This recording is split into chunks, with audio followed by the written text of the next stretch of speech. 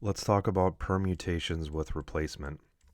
What that means is, can we have a sample of R elements from a set of n distinct objects where order matters, but replacements are not allowed?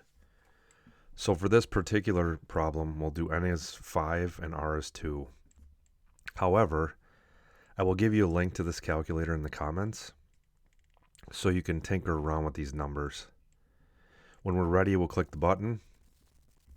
So to restate the problem, we want to know how many permutations can we have from a sample of R elements from a set of n distinct objects where order matters and replacements are not allowed.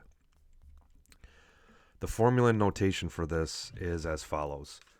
P sub r with inputs nr equals n raised to the r. So if you've ever seen the permutations formula, it looks a little different.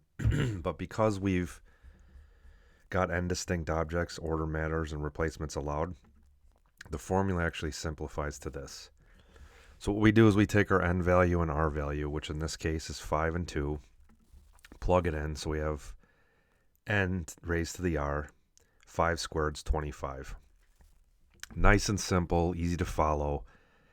And if you have any other numbers you want to test, I will add a link to these in the comments. Thank you for watching.